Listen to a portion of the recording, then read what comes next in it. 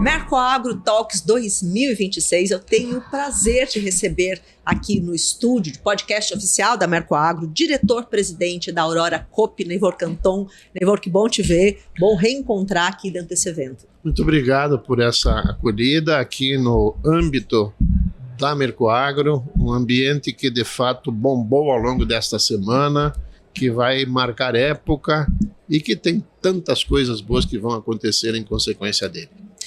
Chapecó, 4 dias, se transforma inegavelmente na capital mundial da carne, né? Exato. Eu não tenho dúvidas que nesse momento nenhuma cidade desse planeta tem a movimentação de cabeças, de ideias, de máquinas, de tecnologias que Chapecó está tendo. Para nós, de fato, isso é muito importante na vida das nossas empresas de Chapecó, de Santa Catarina e do Brasil. Porque tudo leva a crer, nós vamos assistir momentos ainda mais amplos no que toca a este setor da economia, já que o país está chamado a continuar e crescer o suprimento de alimentos de proteína animal para o mundo. Previsão aí para os próximos 20 ou 30 anos, né, de um aumento populacional grande, de um crescimento de consumo na África, de um aumento de consumo na região da Índia também, né, entre outros países, convoca todo esse setor aqui a produzir mais e de forma mais eficiente. Nós temos que continuar com paciência, é claro, porque muitos são os desafios para a gente transpor. Não é tudo um mar de rosas, né? Nós temos deficiências, temos problemas, vivemos um momento que eu diria até muito preocupante do nosso país, e o agro e a agroindústria propriamente dita tem conseguido ser uma das poucas áreas de crescimento econômico nesse período mais recente. O senhor fala agora, né, tem uma geopolítica nesse momento, né, conturbada, mundo e país, e por outro lado um setor que caminha firmemente a passos largos. A prova disso foi a pandemia, onde o mundo inteiro viveu insegurança alimentar, e foi justamente foi a agroindústria, né, foi o agro que manteve, e nós, um privilégio no Brasil de termos oferta de proteína, né? Você fala de um momento do qual a gente não tem saudades, que foi a pandemia, né? Mas ele ensinou muito a sociedade como um todo, porque quando a pandemia teve seu início, o seu começo, quando ela era estranha, desconhecida da sociedade, os efeitos que ela poderia trazer, nós do setor agroindustrial tivemos desafios muito grandes, como, por exemplo, provar para as autoridades que era imprescindível continuar. Na forma abatendo. Exato. Na forma como as nossas cadeias produtivas estão estruturadas, não há razão em absoluto para se temer problemas de qualquer ordem, desde que se tomem as providências lógicas que devem ser tomadas, né? E nós conseguimos provar que nós éramos necessários, que nós não podíamos deixar faltar alimento, que seria algo que agravaria em muito o problema para o planeta, não só para o Brasil, né? O mundo estava mergulhado naquele turbilhão, e eu acho que são fases, né? Agora nos remete essa questão da pandemia a pensarmos nas questões sanitárias dos nossos plantéis também, porque enquanto eles estão bem, que não tem nenhum problema, tudo anda às mil maravilhas. De repente chega um problema aqui, como chegou a influenza no ano passado, com a influenza aviária, como Newcastle. A peste suína africana não chegou, graças a Deus que não chegue, né? Mas são momentos que nós temos que administrar, porque pensar em fugirmos, em extinguirmos a atividade, absolutamente jamais. Então nós temos que pensar sempre como nós vamos buscar a nossa competitividade. Nós temos, eu dizia, problemas ainda que nos colocam em desvantagem com outros continentes, com outros países. A questão da infraestrutura nossa ainda deixa muito a desejar. Rodovias, portos. Rodovias, portos, não temos ferrovias. O mundo mais desenvolvido tem ferrovia em todo lado. A Argentina aqui do lado tem ferrovias. A Argentina, né? Aqui do lado. Então, nós precisamos inaugurar uma nova fase de logística para esse país. Se compara hoje o que o Brasil gasta do seu PIB com a logística para fazer a nossa produção chegar ao consumo é infinitamente superior ao que gastam países mais desenvolvidos. Aí é desigual. Aí é desigual. Aí nós temos que buscar essas soluções para consolidar, eu diria até para perpetuar, se for o caso, a nossa competitividade e a nossa lógica de grandes e preferenciais produtores de alimentos para o mundo. Um player mundial. Essa é a nossa missão, é mundial. Responsabilidade de um player mundial. Falando de Mercoagro, a gente vê aqui assim, né, empresas multinacionais, empresas nacionais, né, latino-americanas, muita empresa local. A Mercoagro proporcionou, né, as cooperativas, as agroindústrias empreenderam e se criou um ecossistema, acho que único, né, de fornecedores, de serviços, tudo em torno da produção, né? A economia, as atividades são algo maravilhoso para se observar, né? Como as coisas vão interagindo e criando, então, esse ambiente de negócios, ambiente de produção, de trabalho, de pleno emprego, que é uma situação que hoje se vive aqui, nós virarmos importadores de mão de obra, quem diria, né? E isso tudo é graças, obviamente, ao espírito empreendedor que existe aqui. Eu ainda quero ver um dia em que a escola brasileira vai ensinar para o educando que empreender é o segredo das coisas e que nós temos que respeitar, admirar, estimular os empreendedores, né? Porque são heróis, né, dentro do cenário. Principalmente em situações como hoje. A pergunta é momento para se empreender? Para ampliar negócios. Uma insegurança jurídica, a gente tem um quadro de mesma questão agora, a discussão da escala de 6 por 1, então são discussões que são desafios jogados na nossa frente que muitas vezes nós nem encontramos os canais adequados que nos ouçam. Alguns iluminados, entre aspas, jogam ideias que são absolutamente absurdas, como é o caso de se reduzir a jornada de trabalho.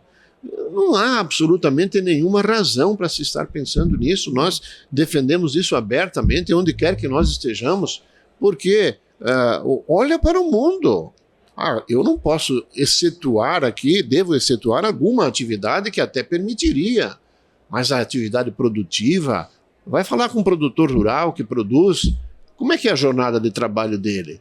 Como é que deve 7 ser? 24 por 24? O empreendedor, o dono do negócio. Então, ele não tem esse... E eu acho que nós temos que administrar isso. Aliás, toda vez que temos oportunidade de escolher pessoas para serem nossos representantes, especialmente na esfera política, que vai tratar da elaboração de leis adequadas para o momento, para as atividades, e nós... de repente tenhamos errado ao longo do tempo nesse sentido. Do valor do agro, né? Porque se a gente vê, olha o tamanho da Mercoagro, são 25 mil metros de feira, são 700 marcas, 1 bilhão em negócios gerados. Nós estamos falando de uma cadeia muito, muito precisa, ajustada, né? Mas tecnológica e com uma grande capacidade de pulverizar dinheiro, recursos, mas que se transforma em qualidade de vida, em IDH, né? Tem um impacto além desse setor aqui, né? Ele pulveriza fora a agroindústria, né? A agroindústria é o setor. Né? É disso que a gente está falando realmente, né? A capacidade de distribuir renda, né? Que todo mundo precisa participar dela. E essa dá oportunidade para que cada emprego direto que se gera aqui, ali fora existem outros 3 indiretos que se beneficiam desta movimentação econômica. É assim que a coisa acontece. Então, creio que ao longo dos anos, nós ainda assistiremos, sendo aqui bastante otimista, né? Nós ainda assistiremos este nosso setor a construir novas soluções. É muito gratificante, você citou a presença de um percentual elevado de empresas locais 25% aqui, empresas locais. Que já fabricam, aprenderam no fundo de quintal há poucos anos atrás, hoje já estão presentes no mercado internacional. Exportando. Isso é um negócio fantástico. Quando a gente vai para Atlanta, né? Atlanta tem a IPP, que é a maior feira de produção e processamento de proteína animal do mundo, e você encontra empresas de Santa Catarina, de Chapecó, que são grandes exportadores com lançamentos, com inovações absolutamente surpreendentes, mostrando para o mundo. É fator de orgulho, né? Eu creio que então você está falando da qualidade das pessoas que habitam essa nossa região, né? Que trouxeram no seu DNA esse instinto, né? Tem que produzir, tem que mostrar coisa diferente, tecnologia é coisa que se cria e todos são capazes de criar. Então isso nos dá um atestado de verdadeira capacidade de continuarmos a crescer. Há mais de 20 anos, eu assisti uma palestra de um senhor que falava sobre capital humano. Eu tive a honra de ouvir, Neivor, uma palestra de um encontro de cooperativas, na época da Coperd ainda, e o senhor falava de capital humano. O senhor continua acreditando, seguindo continua com o mesmo pensamento de capital humano é o maior capital? Esse é um tema de todos os dias da gente, né? Por isso que até dá para se falar, não só pensar, fazer, né? As pessoas são o segredo de tudo que é de bom que possa estar sendo planejado. Você precisa se aliar, você precisa aproveitar o cérebro das pessoas, né? Então, eu sou em pouco mais de 50 mil que servem ao empreendimento no qual eu estou hoje prestando meus serviços, né? E percebo que quanto mais abertura você dá para as pessoas, melhor vai o teu empreendimento. Pode observar, isso é uma coisa nítida para se ver. E também, você sai pelo nosso interior, visitar produtores rurais, você vê coisas fantásticas, maravilhosas. Programas que nós temos de qualidade total rural, encadeamento produtivo, é uma coisa que te estimula, sabe?